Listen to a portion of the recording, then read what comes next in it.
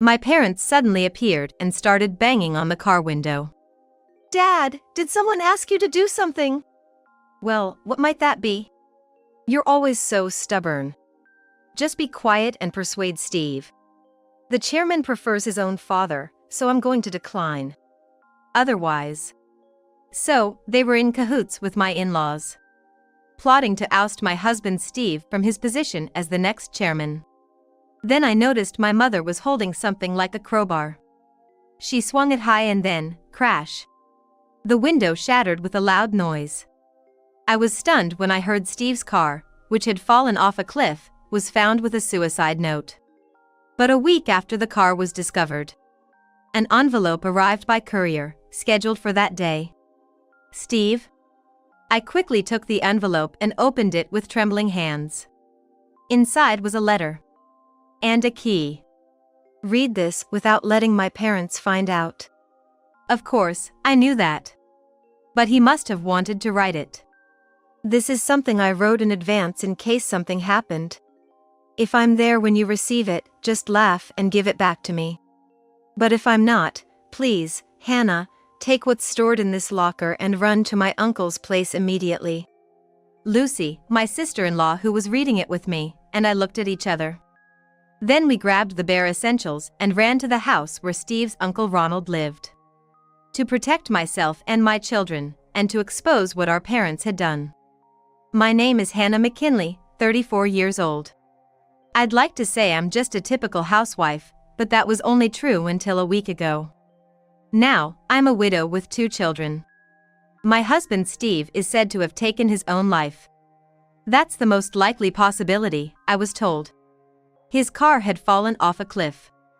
And they say a suicide note was found in the dashboard. I don't believe it, can't believe it. Because it's true.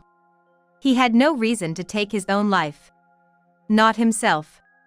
Rather. Steve and I met at our workplace.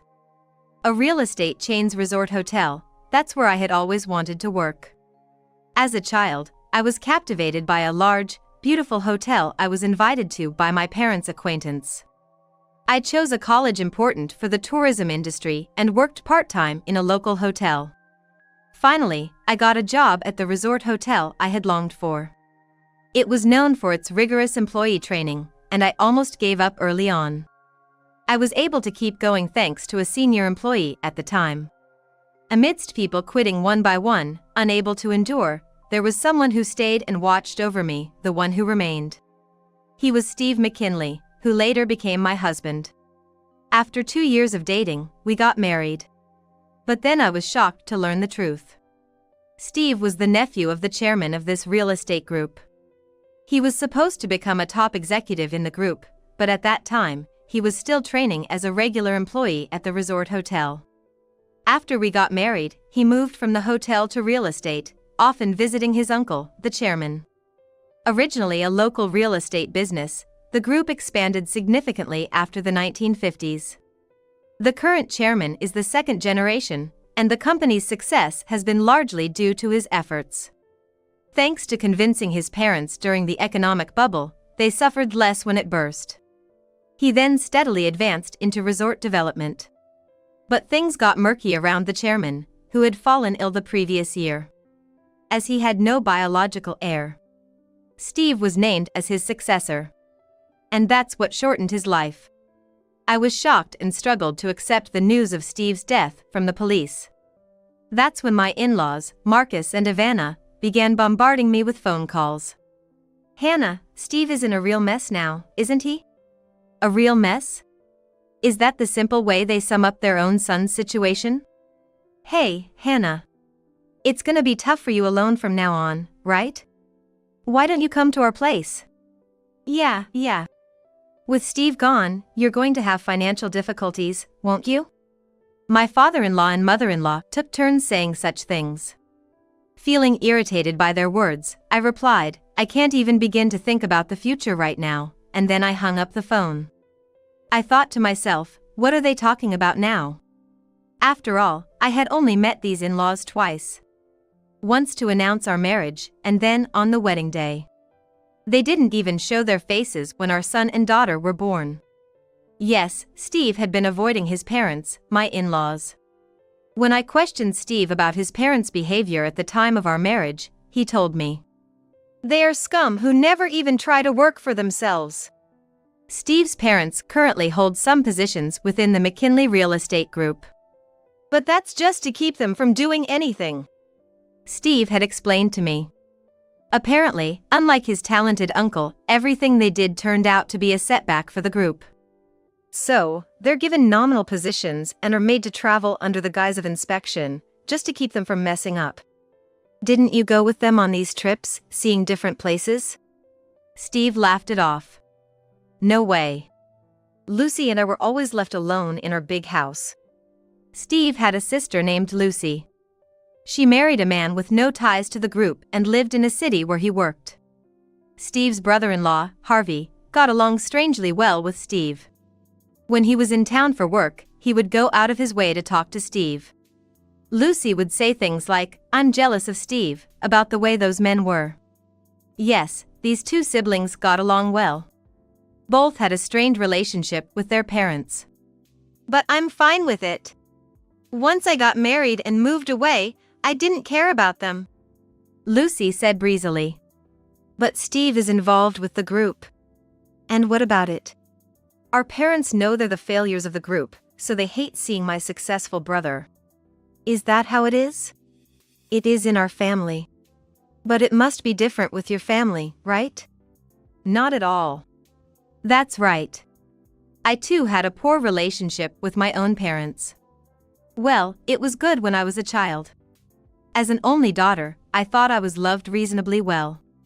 But their true nature revealed itself when I was in college. Drop out of college and come back home. That was the sudden message I received. The reason was a marriage proposal. They wanted to call me back in my early 20s, in the mid-2000s period, for that reason. It seems a son of a local dignitary had taken a liking to me when he returned to town.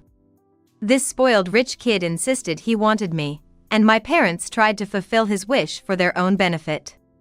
We raised you all this time, so you should be grateful to us, right? I felt the image I had of my parents crumbling inside me. They had raised me, their daughter, hoping for something in return. When I realized this, I firmly refused to return home. Then they stopped sending money for my tuition and living expenses. They probably thought I would come back if they did that. But I didn't, not even out of stubbornness. I consulted my professor and looked for ways to continue my studies without being taken back by my parents. It was a struggle until I graduated. I managed to cover my tuition with scholarships. The problem was my living expenses. I moved out of my secure one-room apartment, sold my unused furniture, and moved into an old apartment. My life became a cycle of university, part-time jobs, and job hunting. I only went back to my room to sleep. As it turned out, this part-time job experience led to my employment and meeting Steve. And my parents were strangely happy about my marriage to Steve. Aren't they good parents? Comparing them to his own, Steve said with a wry smile. No, they're not. They did their research on you. They found out you are the nephew of the chairman of the real estate group. Steve couldn't believe it for a while. But he realized they were no different from his own parents when they came to see our son Sam and daughter Mia when they were born. My parents said like this. Now that you have 2 kids, you'll be set for the future. Absolutely. And our lives will be easier too. At that moment, I saw Steve's smile falter slightly. Both Steve and I were sensitive to those words which were spitted by our parents. Especially since Steve knew about my struggles during my college days. Were they a bit too relaxed, or did they just take it for granted? Either way, their words clearly indicated they were planning to leech off us and our children in the future. After that, Steve also became wary of them. Distant in-laws, overly eager parents. While being cautious of both, I continued raising our children. Fortunately, with Steve's current position and salary, we could afford a housekeeper and a sitter. We didn't have trustworthy relatives, but we managed on our own. But last year, things changed. The chairman fell ill. The chairman, still in his 60s, was a fitness enthusiast and seemed unlikely to get sick. He was in good shape, with no problems like high blood pressure. However, a head injury from his youth had developed into a hematoma, putting pressure on his brain. Emergency surgery saved his life, and he had a good prognosis with no lasting effects. But this incident shook the group, as there was no designated successor. The chairman probably thought he could keep going and hadn't decided on a successor. But illness can strike suddenly. Once that became clear, it was necessary to think about a successor. And then, the choice of successor became an issue. The chairman and his wife had no children. There were no biological or adopted children at this point. So, during his convalescence, the chairman nominated Steve. It seemed a reasonable choice to most senior staff in the group. They knew Steve was training within the group and receiving executive education. But there were people who couldn't accept it. Steve's parents. Just wait a minute, Ronald. He's still young, isn't he? Shouldn't I be the closest one to you? That's right. Why choose Steve over this guy? It seems they confronted the chairman, who was resting, with these words. The chairman apparently rebuked them. If I leave the group to you, it'll be ruined. He then clearly explained why he chose Steve. But that turned their hostility towards Steve. They demanded he step down, saying he should tell his parents to take over because he was still young. Frankly, it was a threat. At first, they were asking as a favor, but gradually their tone changed to do something about it, or else. This is getting a bit dangerous. What do you mean? If we leave them be, they might harm me, you, or even our kids. What? I initially wondered if they would go that far. They will. Steve spat out. I've never thought of them as my parents. And they probably don't think of us as their children. No, that's not right. They see children as tools to generate benefits for themselves. It's the same with my parents. No. Steve shook his head. Their level of scumminess is worse. Your parents, at least, want to hang on to the benefits, but mine want to take the benefits themselves. What should we do then? The word take made me shudder. A family filled with love and trust that I had finally found. I didn't want anyone to get hurt. I have an idea. First, we'll make sure the building manager prevents any suspicious people from entering. Hannah, you need to protect the kids when you go out. Can I do it alone? I'll ask my uncle to arrange for a security company. They'll discreetly guard you when you're out. Understood, I replied. From then on, I chose popular places for outings with the kids as much as possible. I actively participated in gatherings with mom friends that I usually hesitated to join. It's harder for someone to make a move when my children and I are in a group. But even then, there was an attempt to abduct my child. It first happened while we were playing in the park. I was supposed to be watching the kids with the other moms. A plump middle-aged woman, who seemed to be just taking a walk, suddenly grabbed my daughter and ran. Then, a security guard who had been watching over us quickly intervened. But the woman who was almost kidnapping my daughter, surprisingly agile for her size, managed to escape. We never found out who she was or why she did it. It's a scary world out there.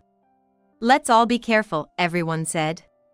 We all agreed to be cautious, not just against kidnappings for ransom or pranks. But there was one thing I had overlooked. Hey there! I unexpectedly ran into my parents in the apartment parking lot.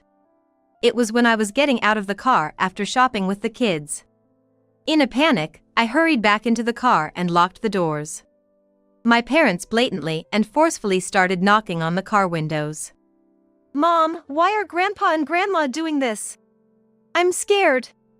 I slightly opened the window, just enough to fit my fingers through, and asked my parents. I really didn't want to open it, but I couldn't talk to them with it closed. What do you want? Ah, finally you opened up. Listen, Hannah, can you talk to Steve? What? You know, it doesn't seem right that young Steve becomes the next chairman. Isn't that order wrong? A chill ran down my spine. Could it be that these people? Dad, did someone ask you to do something? What are you talking about? My dad feigned ignorance. Then my mom said, "You're always so stubborn. Just quietly persuade Steve. Tell him it's better if his own dad becomes the chairman and he should decline. Otherwise." In her hand was something like a crowbar. Then, with a big swing, crash! The window shattered with a loud noise. The children screamed and cried. My mom then reached her hand through the broken window. "Get down!" I yelled to the kids and started honking the horn to signal the security guards, who I hoped were somewhere nearby. Fortunately, the sound of several men running towards us could be heard. Damn it! My parents clicked their tongues and quickly left the scene, getting into a nearby car and fleeing. "Are you okay?" the security guards asked us. "I'm fine, but the kids." "We're okay," my son replied loudly. But it was certain that shards of glass had fallen on both of them. "We'll go back to our apartment right away. Can you please escort us to the entrance?" The guards agreed and accompanied us. The building manager was surprised to see our condition and promised to be vigilant against outside intruders.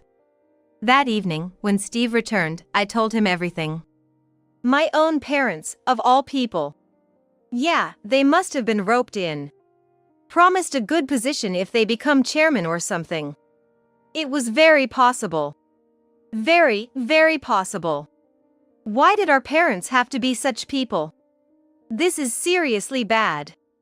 I'm going to my uncle's place to ask if he can hide you and the kids for a while. To Uncle Ronald's? Yes, but we have to do it without being noticed. Also, I'll contact Lucy. I want her to stay with you guys for a bit. But won't that be a bother to Lucy? Given the situation, it's necessary. And since I'm being considered for the successor, they might think the same for Lucy, being of the same bloodline. We're better off forming a united front. Steve then immediately contacted Lucy. I can't believe it. All right, Steve, I'll join you. What about my husband, Harvey? Harvey has his work, doesn't he? Yeah, but okay, I'll talk to him. Thanks. Having siblings at times like this is great, I thought. And the next day, Lucy came over right away. I told Harvey about the situation, and he said he wants to check a few things and will join us later. Really? Harvey is dependable. Well, of course, he's the man I chose. We laughed together at that. But the day after we had that conversation, I received that call from the police. Steve McKinley's car was found at the bottom of a cliff. I couldn't grasp the meaning of their words right away. What does that mean? He was just brought to the hospital. I couldn't fully comprehend the rest of what was said. I was aware the person on the other end was speaking, but I couldn't move. Surprised by my reaction, Lucy took over the call for me.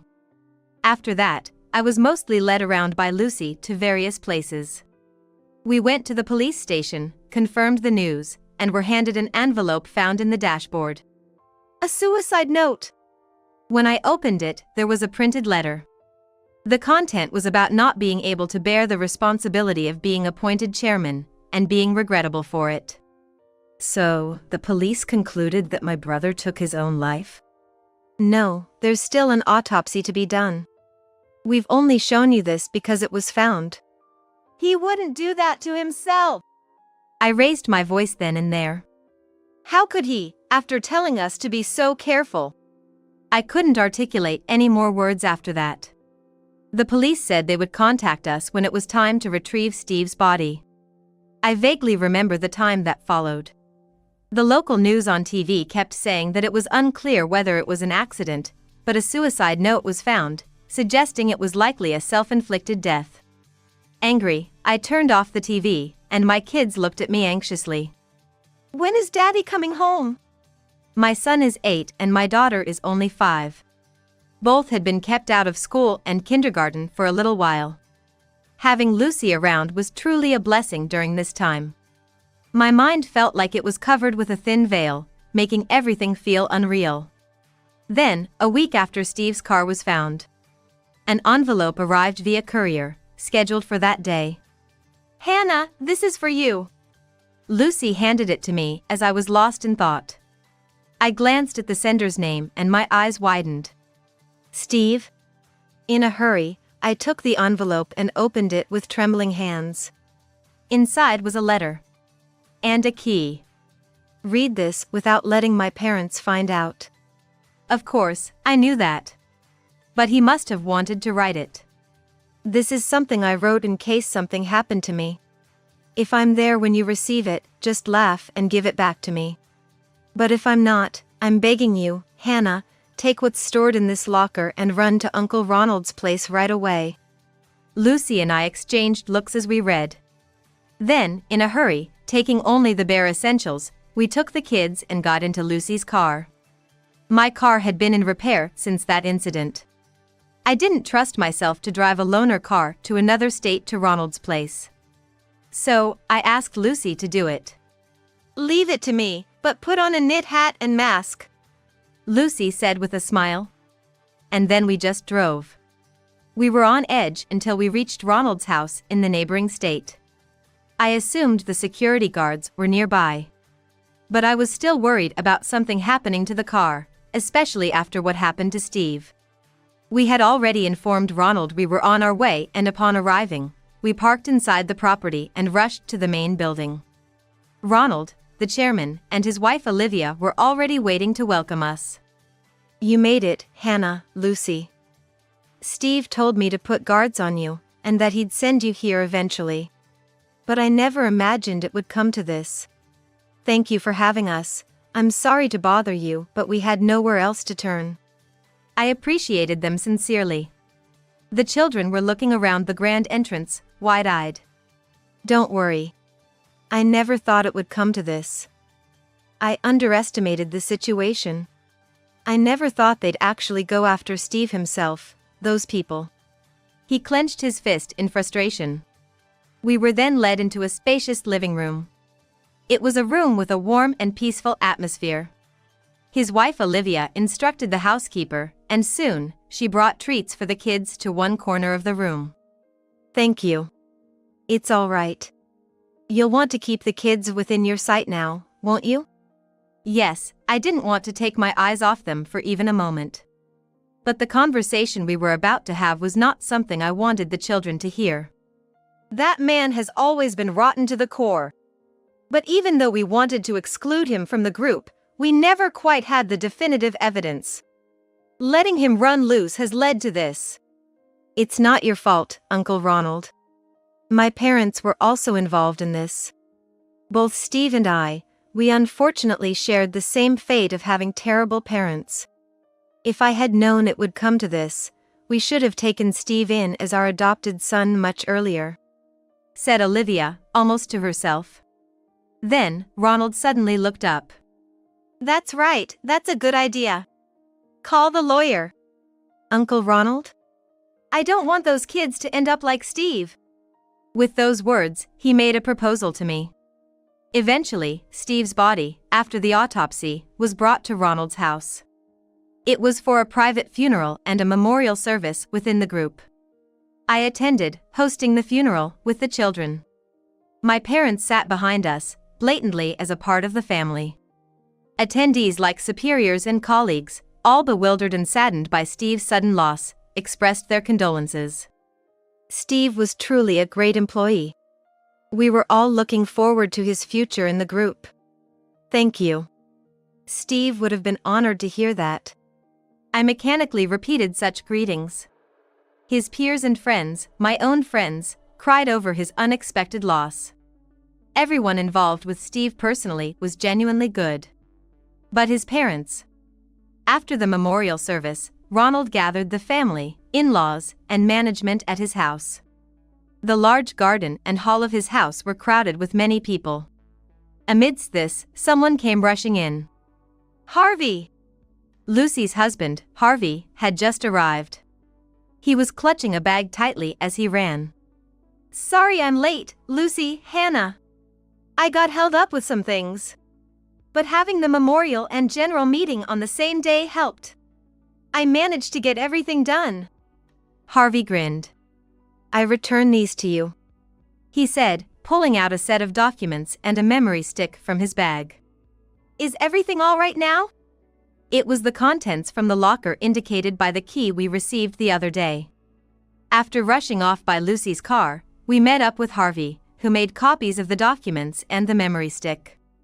You've handed the copies to our lawyer, right? Yes. That's good. We needed the originals here. I nodded vigorously. At the general meeting, Ronald talked about the incident in front of everyone, expressing his regret over losing Steve, the intended successor. And when there was a pause in his speech, Ronald began with something else. It's truly a regrettable situation. And I think there's one thing where I was wrong, said the chairman.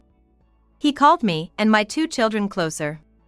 Understandably, amidst the crowd of adults, the kids looked scared, as if they were about to cry. I reassured them from behind, saying it's okay. Therefore, I have decided to announce the next successor right here. My new children, Sam and Mia. They are Steve's kids, but I have adopted them both. A murmur went through the crowd at the mention of the children. Many of you must be surprised. But I believe this tragedy happened because Steve remained just a nephew. Right? The crowd's gaze shifted to Ronald and Olivia at his words. What are you saying, Ronald? Should this be discussed here? Yes, it should. He took his own life, right? A suicide note was found. Probably couldn't bear the expectations placed on him. Really? You still have more to say? Yes. So, you're adopting these kids now? Putting unnecessary pressure on them again? Who knows? They are your grandchildren, after all. They might not feel such pressure. Steve's father Marcus' face twisted. Actually, Steve didn't take his own life, Ronald stated firmly. The crowd began to murmur. What do you mean? A suicide note was found in the dashboard, wasn't it? We, the police, have not released any information about finding a note in the dashboard. Then Harvey spoke up, asking Ronald for permission to speak. Go ahead, I trust you. Meanwhile, Marcus kept resisting clumsily. If it was found in the car, then that's how it is, right? We haven't leaked such information to the media at all. Or perhaps, Marcus, you really had no interest in what I do. With that, Harvey took out his police badge from the inside pocket of his suit. Indeed, he was a lieutenant from the police department in the county we lived in. Marcus was speechless. Did he really not know? I was genuinely astounded. I had heard from Lucy that she hadn't been in contact since she started working. And they only reported their marriage. Still, wouldn't one at least care about the profession of their daughter's partner? That's just the kind of person he is. Lucy muttered.